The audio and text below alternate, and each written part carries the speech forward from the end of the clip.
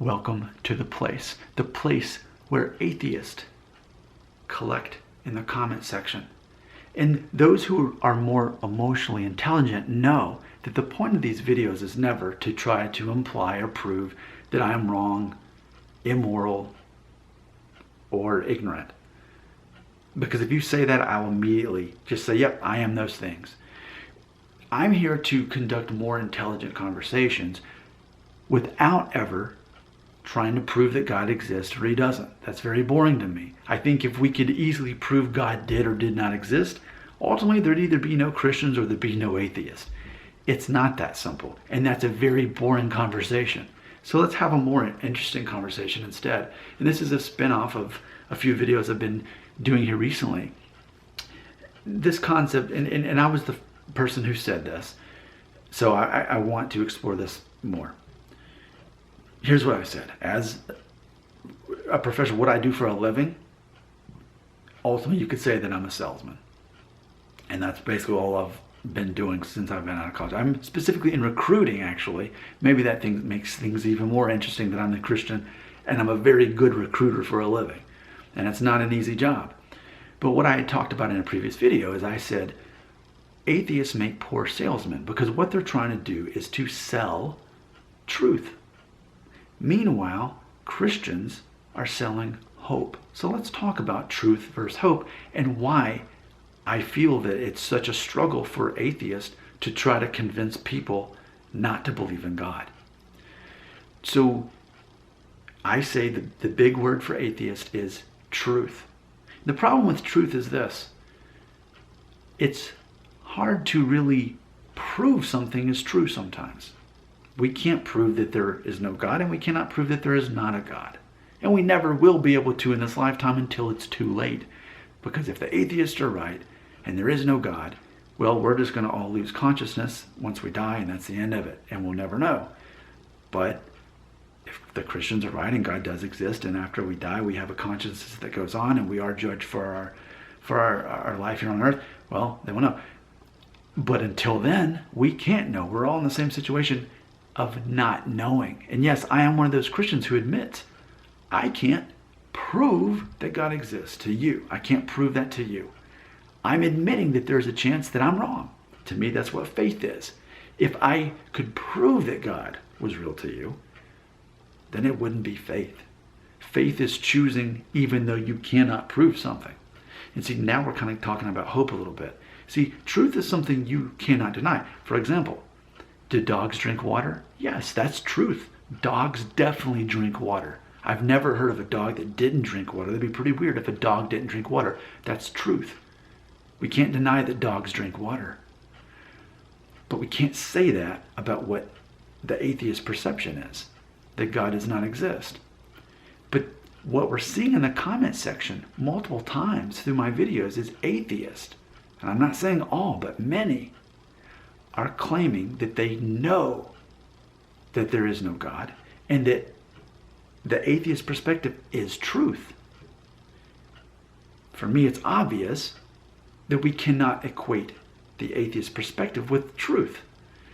And I made a video. I said often what people do, no matter, anytime they have a belief that's core to their identity, they confuse the word belief with truth and therefore fact. We cannot say that about the atheist perspective. But atheists are selling their belief, their perspective, as truth. And what I'm telling you is truth has quotation marks around it when it comes to the atheist perspective, or even anyone's religious beliefs. Because ultimately, religious beliefs are based in faith. And for me, the definition of faith is believing in something that you cannot prove. You cannot know, but you choose to believe anyway. So it's obvious to me, for atheists, it's a very hard sell for truth that isn't actually truth. It's a concept of truth. But let's compare that to Christians. Well, what are Christians selling? If we're selling anything, ultimately it is hope. Now, can we just as easily put quotations around hope? I'm going to say not so much. Because hope is something ultimately that we cannot, even if it ends up not being real, it's still hope. it's just as much hope in the end if it gets proven to be real or false than not. It's hope. Can hope be false? We can say, oh, it's false hope, but we can't know until it's too late again. So for me, if there's something that's an easier sell to try to convince something is truth when you can't prove it versus selling hope, which we can't prove that yet either, hope is an easier sell than truth. To me, it's that simple. As a salesman for a living, as a recruiter for a living, I really know the psychology in this. You can either make people feel good about the unknown, or you can say, hey, you know what? Don't worry about what they're saying over here. This is reality. There is no God. When you die, you cease to exist. You have no consciousness. You will not see loved ones again. That's reality. That is truth. So it only makes sense that from a sales perspective, hope without quotation marks is going to outsell truth with quotation marks. It's very obvious to me why Christianity is more alluring. And not to mention,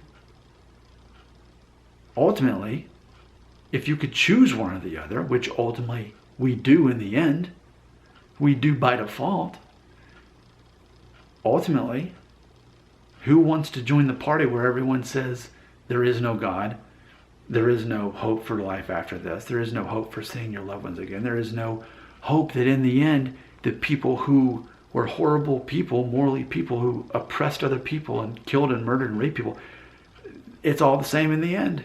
As long as they didn't get caught, they get away with that. They will not be judged. That's quite dark. But to believe that we actually are responsible for our lifestyle and everyone else is too, and that we are ultimately judged by our Creator, yes, that puts more responsibility on us as individuals. But also, it leads to a better end to the story. Now, I do believe that end of the story. I do believe in Christianity. And I do openly admit I can't prove it either way. Again, that's to me what faith is. But ultimately, we need to talk more about this concept. Atheists have truth. Christians have hope with no quotation marks. Now, I think what's going to happen by me making this video is atheists watching are going to want to swap it. And they're going to want to say, no. Hope has the quotation marks on it, and truth is real truth. But I think what's happening is we're confusing these words. So let me just remind you again, I am an English major. That's actually what I got my degree in, even though I am in sales and recruiting. Ultimately, truth is a solid thing that you absolutely can prove. We can't prove that there is a God, and we cannot prove that there's not. But we can prove that dogs drink water. We can prove that. We can prove that human beings need oxygen to breathe. We can prove that. That's truth. We can prove that later on in the day, the sun starts fading and it gets dark. We can prove certain things. We can't prove that there's God. We can't prove that there's not God. We can't do that. But what we can do is we can have hope that there is something beyond just blackout in the end. And that's it. Hope is a real thing, whether in the end it becomes what we wanted it to be. Whatever the thing is what we believed, in the end, it ultimately doesn't matter so much that it happened because it inspired people along the way. And if it simply inspires people to be better and enjoy their life and bring them joy, what's wrong with that? That is a much easier sell. Hope has no quotation marks. Truth, as explained by the atheist, is always going to have those quotation marks. We are confusing belief with truth with fact.